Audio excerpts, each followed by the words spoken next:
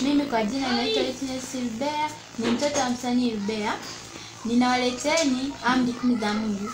Zinapatikana katika kitabu cha Kutoka sura ya 20 kuanzia mstari wa 1 na kuendelea. Bwana akasema hivi: mimi ni Bwana Mungu wako, niliyokutoa katika nchi ya Misri, katika nyumba ya utumwa. Usiwe na miungu mingine ila mimi. Akafuata ya pili akasema: usijifanyie sanamu ya kuchonga wala mfano wa kitu chochote kilicho juu mbinguni wala kilicho majini chini ya dunia.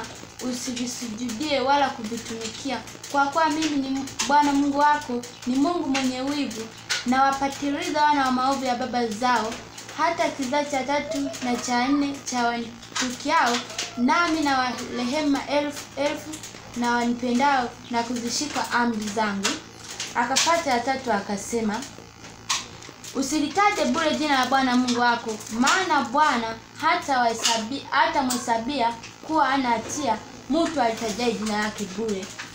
Akafuata ya 4 akasema: ikumbuke siku ya Sabato itakase.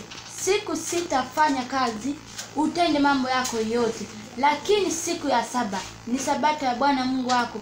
Siku hiyo usifanye kazi yoyote, wewe wala mwana wako wala mtumwa wako wala mjakazi wako wala mnyama wako wa kufuga, kwa maana kwa siku hiyo Bwana alifanya mbingu na nchi na vyote vilivyomo, akastarehe siku ya 7.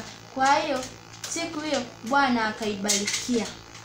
Ikafuata amri ya 5 akasema: waheshimu baba yako na mama yako, siku zako zipate kuwa nyingi katika nchi upewayo na Bwana Mungu wako. Akafuata amri ya 6 akasema: usiue. Akafuata amri ya 7 akasema: usizini. Akafuata amri ya 8 akasema: usiibe. Akafuata amri ya 9 akasema: usimshuhudie jirani yako uongo. Akafuata amri ya 10 ndio akamalizia akasema: usitamani nyumba ya jirani yako, usimtamani mtu wa jirani yako, wala kitu chochote alicho nacho jirani yako. Akaweza kumalizia.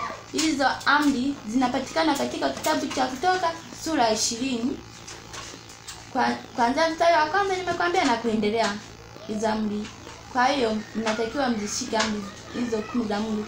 Ukiweza kuzishika amri hizo 10 za Mungu, unaweza, yani siku Bwana atapokuja kuwaijia wana wake, lazima Bwana atakuchukua kabisa. Hizo amri ukiweza kuzishika.